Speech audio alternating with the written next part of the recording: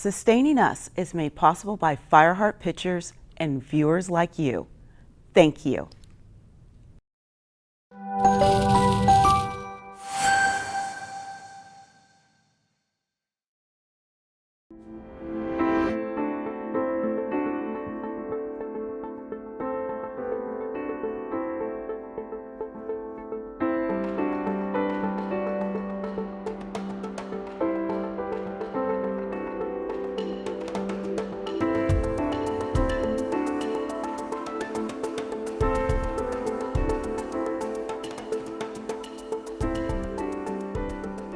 Hello, and thanks for joining us for this special episode of Sustaining Us here on KLCS PBS. I'm David Nazar.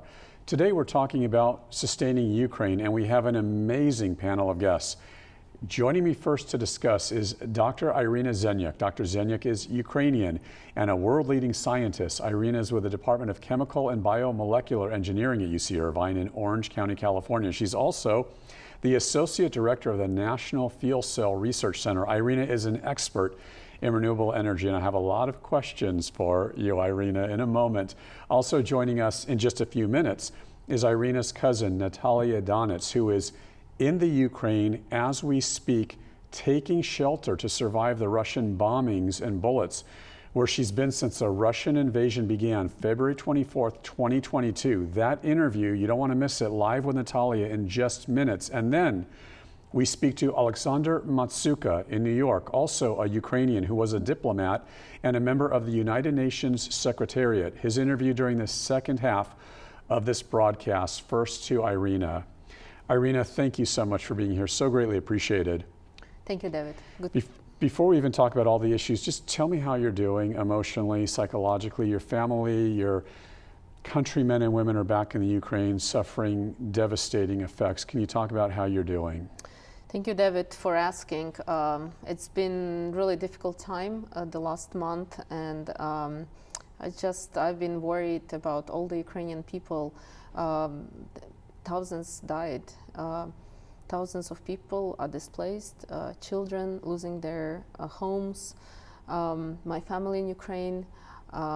It's been quite difficult time to go through these times. But you know, I'm here in Orange County. I'm safe. But my heart goes to all the Ukrainians who's been fighting so bravely against the Russian war and Russian invasion. So yeah, thank you for asking. But it's been tough.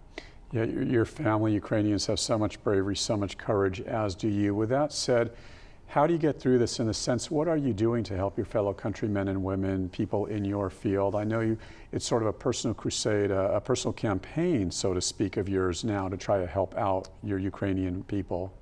So when the war started, I asked myself, what is it that I can do here, being a scholar, being academic here in California? I actually started to work with a program called Scholars at Risk. And this is an international program, and they help displaced scientists, academics, journalists, artists to find safe haven here in different countries. And so I've been working with University of California to secure funding for about 4 families to come here, UC Irvine, and to find temporary shelter until they can go back home after the war and help rebuild the infrastructure. Because, David, the universities are destroyed in Ukraine. There is nowhere they can go back and continue, whether they're students to study or whether they're teachers that teach the students. Kharkiv, which is a major hub for Ukrainian education system, is shelled. Hundreds of buildings are destroyed. So it's really difficult, specifically in the eastern Ukraine, and all those displaced academic students, they really need some help and temporary shelter. So that's what I've been trying to do, fundraise for this program, so we can really bring some scientists. I know it's a small effort, but we want to start somewhere. Every effort has a lot of meaning. You have a website, though, don't you? Talk about that, because you've raised quite a bit of money already. We did. We have this official funding crowdsourcing campaign. It's called ZOT Funder. So say that again, ZOT Funder for our audience, ZOT Funder, and we're gonna put that on the screen. We'll leave that on the screen during your interview, so folks who can help out the best they can, we want to try to help you as well. But talk about the ZOT Funder, what you're doing specifically. So we have raised over $50,000 now through the crowdsourcing campaign, and this funding will go into supporting displaced scholars, journalists, or other academics. So we also have commitment from the University of California, Office of Provost, Office of Vice Chancellor, various deans. So we have raised already more than $200,000. So we are in process of bringing those academics here. We already have applicants, and we are really rushing through to get them here. Like I said, a personal crusade well worth it. Stay with us. I have a challenging question for you. I want to sort of set the stage and talk to our audience and explain it, because you were talking about this as a sustainability issue. Let me try and explain that for our audience. Here is also part of the reason why we're also talking to Dr. Irina Zenyuk. Since the war began, as she mentioned, thousands, tens of thousands have been killed, both Ukrainians and Russians, as the world is just hoping for peace in that region. Millions upon millions of Ukrainian refugees have fled, many of those millions to Poland, and now with hundreds of thousands fleeing to the U.S. As Irina also mentioned, millions of Ukrainian children have been displaced from their homes. We've all witnessed this brutal news video every evening on the news from Ukraine of all the collateral damage, all the innocent civilians being killed in such torturesome ways. It's been overwhelming. Here's the point. Related to all this is a point that cannot escape us. Russia is the major exporter of oil and gas to the entire world, especially Ukraine and Europe, which greatly relies on Russian oil. And the oil drilling landscape, so to speak, has changed dramatically here in the U.S. with President Biden ending Trump's energy independence and obviously canceling many oil drilling projects. And really, until recently, Biden was also relying in part on that Russian oil. And now the Biden administration relies on Middle Eastern oil, in part OPEC oil, Venezuela oil. This from hostile radical nations who've been at odds with us, to say the least. This is a shock to many of the Biden critics. The reality is these nations do not have any of the safety standards, the environmental standards, the human rights standards that we here in the U.S. have with our own oil production. The fact is their oil is dirtier, it's more toxic. This is both an economic and a national security issue. We've had a renowned liberal Democrat energy expert on this program who has said as much. So yes, while oil drilling and energy independence is a partisan issue, often the left trying to stop the usage of fossil fuels and climate change, let's be honest, the sad reality is this is a human being issue where there should be no divide, because human beings are our greatest resource. So Irina, I set the stage with that because with all that said, and your climate science background, I know you're trying to change the world with hydrogen. We're going to get to all that in a couple of months. We visited your lab at UC Irvine. However, with a geopolitical disaster, your people being killed in Ukraine, and this leverage of oil is always sort of this black gold, as they call it in Texas, right? It's blood money, so to speak. Has your opinion of oil drilling as a climate scientist changed even temporarily here in the U.S. so we are energy independent? So possibly Ukraine or NATO, they have more leverage, not relying on Russia. This is a very difficult question you're bringing up, David. Very important question, and you know, desperate times call for desperate measures. I am advocate for renewable energy. That's what I do. That's what my research programs are, deploying clean technologies, enabling solar, wind technologies through storage and conversion, batteries, fuel cells. This is what I do every day, right? This is how I try to inspire my students, next generations, to do this, to get this clean energy sources out, so we can get rid of air pollution, so we don't have to have carbon dioxide emissions, so we can prevent global warming. Now, the last month has been extremely difficult as I had to think through some of these questions you just brought up, right? Because because energy independence in time of war, European war, becomes probably the most important thing every country should be looking forward, right? If we look into the oil and the gas that Russians export, and the blood money, right? You call that right, because yes, we have all these sanctions on Russia currently, but Russia's still getting all these millions of dollars, billions of dollars because of Russia is a major oil exporter, right? And we look at Europe, we look at Germany, who relies 55% of Germans rely on Russian natural gas for heating, for industry. What's going to happen if they stop supply of Russian gas? They have to transition back to coal. That's not step forward in terms of renewable energy. That's step backward, because coal, if you burn coal, you emit more greenhouse gases than if you burn natural gas, right? So what can we do? Should we have more oil drilling here to achieve energy independence and to help Europe? Even temporarily, I would say yes. Even I'm willing to compromise, because I feel like, as I said, desperate. We have desperate times now, and we really need to think strategically as a nation. How do we achieve that energy independence? You mentioned Venezuela. You mentioned OPEC imports. This oil is not clean oil, and we should do something about it. In closing on that, just before we get to Natalia, you've just made news, and I'm sure you're going to take some criticism from some of your fellow peers in the science community. Here on this program, we greatly respect climate scientists, and the science itself. But on this program, we're also about common sense, bringing liberals and conservatives, the left and the right together, about practicality. And if it means oil drilling temporarily to save lives, it just seems that could be a solution. Obviously, as a climate scientist, you make news when you sort of concur with that. So thank you for your honesty and for giving an uncensored answer. I didn't mean to offend you, but these are questions we have to have answered. So thank you for your honesty. Thank you. Okay, so now we want to get to your cousin, Natalia Donitz, who is in the Ukraine as we speak. She had been, if I'm not mistaken, in Kharkiv, which has been bombed and shelled. Now she's in a different part of the Ukraine. She had taken shelter in her basement. I believe you have to translate for us. Obviously, we've not rehearsed anything. I'm speaking to your cousin for the first time. Natalia, via Zoom in Ukraine, are you there with us, and how are you? Наталя, як ти зараз? Хорошо. Сейчас хорошо. She said now she's okay. Да.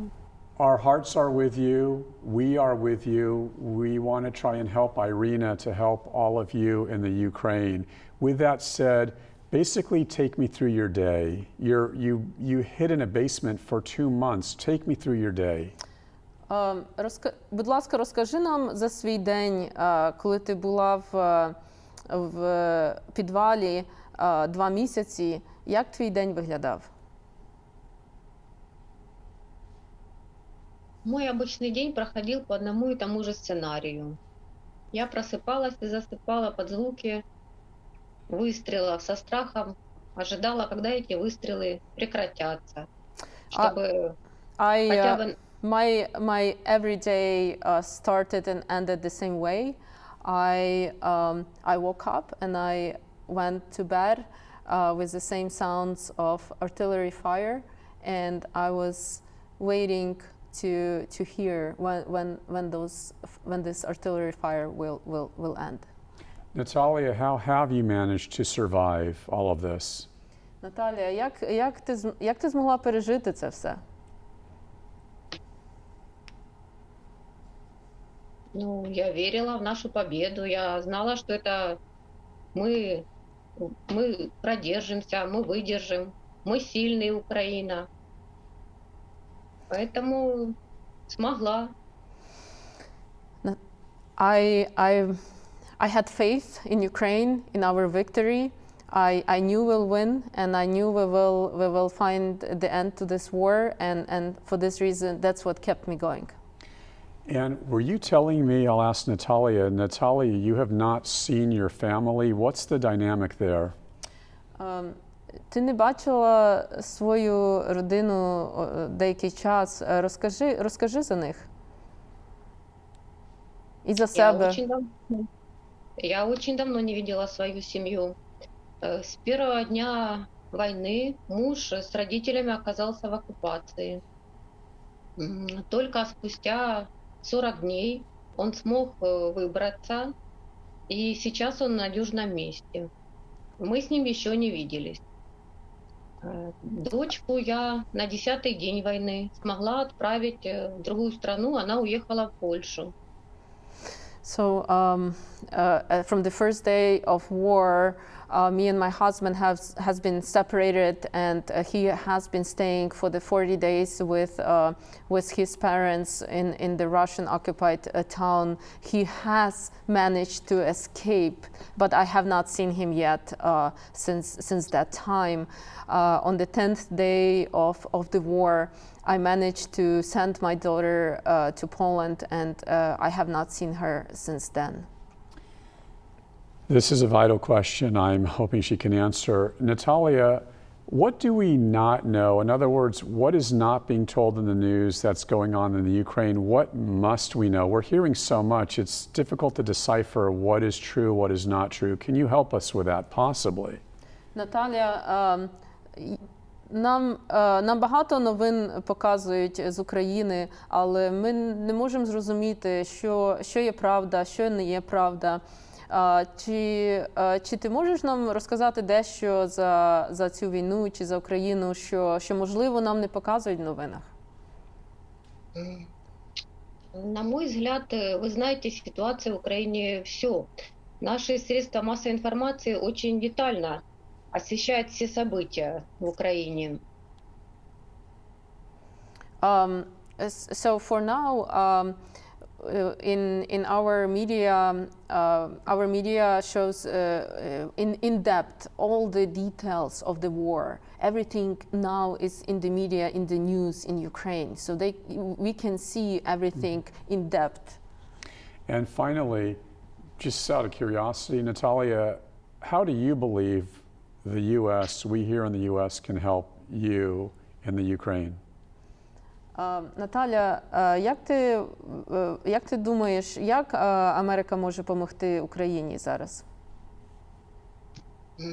Я думаю, что Америка сейчас делает очень много для Украины, и мы ценим помощь американских граждан.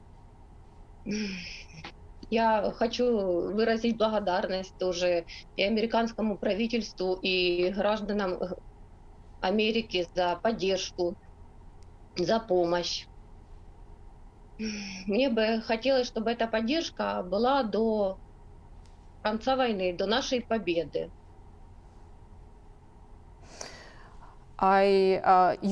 Americans and American government has already been doing so much for Ukraine, and I would like to thank American people and America for helping us. What I would like to see is that this support continues until we win the war. Я считаю, что вы нам протянули руку в очень трудный момент для нас, для Украины, и это очень ценно. И когда это будет победа, она будет нашей общей победой. I think you extended a hand to us in the most difficult time in Ukraine. And I think when Ukraine has victory, it's going to be joint victory. It's not going to be just victory for Ukraine. Natalia, thank you so much. Our hearts are with you. We wish you the best. Please stay safe, and we really hope to talk to you soon. Thank you so much. Наталя, ти в наших серцях, і ми дуже дякуємо тобі за це інтерв'ю, і наші думки з тобою. І, будь ласка, будь там в надійній ситуації, і ми дякуємо тобі. Спасибо вам тоже. Спасибо. Thank you. You too. Thanks, Irina. And now also joining us via Zoom from New York is Alexander Matsuka. Alexander is Ukrainian and worked for the UN for nearly 30 years in different capacities. Alexander, known as Alex, was the director of the Security Council Secretariat of the UN. Currently, Alex has been elected president of the Ukrainian American Association, known as Self-Reliance. Alex, thank you so very much for being here. We greatly appreciate it. Hello. Alexander, tell me about the current state of Ukraine, but from your purview, from the purview of a diplomat. How are things going with Russia and Ukraine as far as, do you see any end to this disaster with the help of the U.S. and possibly other NATO countries?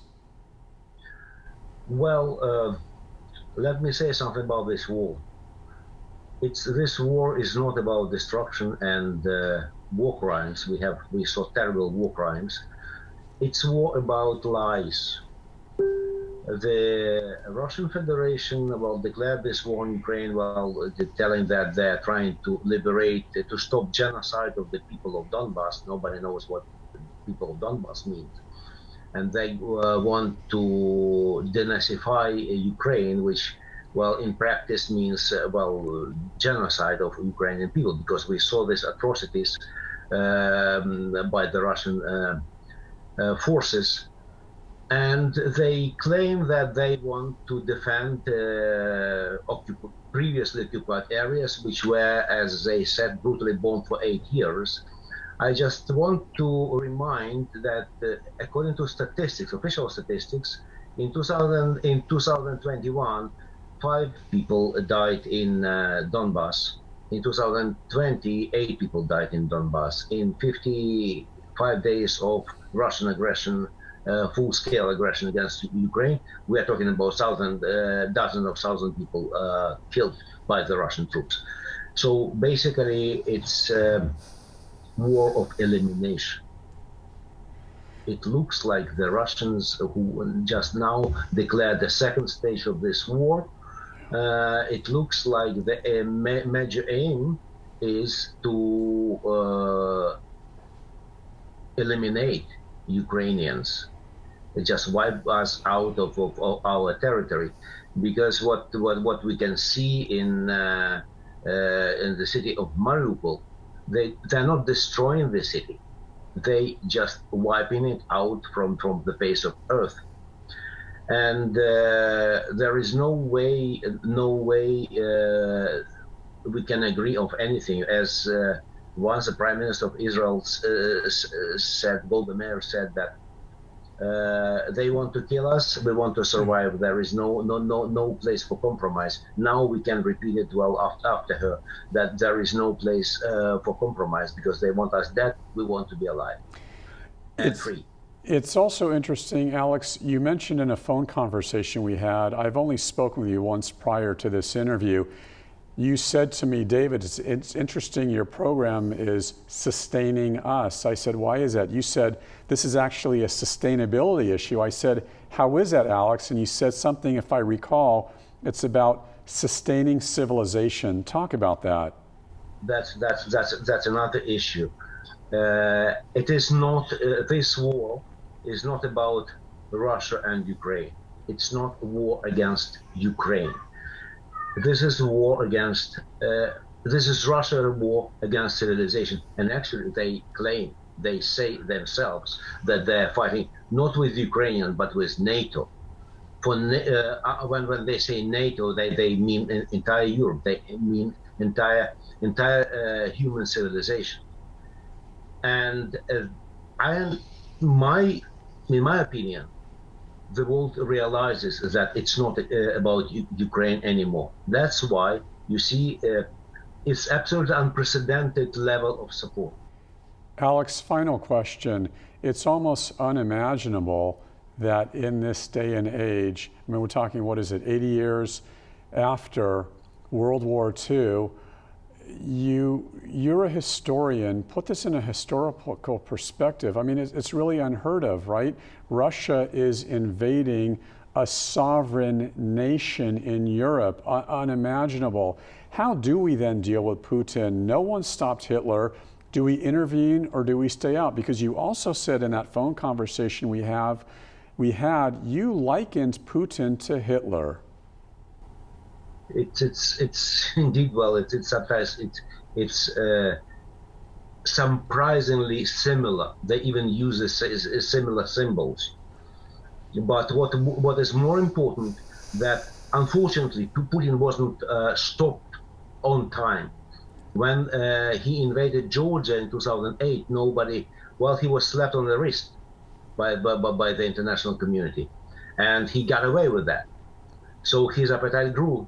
It's the same thing like Adolf Hitler, who seized Austria and then Czechoslovakia and was slapped on the wrist. And then everybody said, okay, probably, well, he will be satisfied with that. And now again, the world said, okay, well, probably Putin will not go anywhere further. And he did say, we're not going to invade Ukraine. He said this in 2008. Now he changed his mind. And fortunately, the world realized that they cannot afford another Hitler in Europe. And look, who is the most active supporters of Ukraine? The Baltic states, Poland, and the Great Britain. Why? Because all of them experienced the Russian invasion in 1939 or 1940. At least Poland and the Baltic states, and the Brits were fighting Hitler alone in 1940. Again, Finland, who was traditionally a neutral state, now is going to apply for NATO membership. Why? Because in 1939 they were invaded by the Russians. They know that they may be the next. Alexander Matsuka, thank you so very much for your interview. Thank you for being here. My pleasure. Irina, final message for our viewers. What do you want us to know, whether it's about you, Natalia, your family, science, or this Ukrainian war?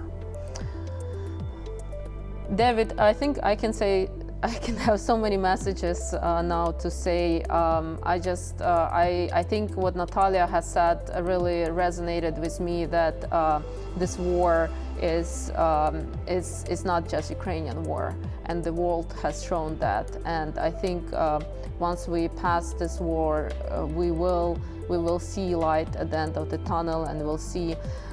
Hopefully we'll have a chance to rebuild Ukraine together and get a stronger nation, and hopefully once we are back to that, we can also resume our quest to sustainable renewable energy.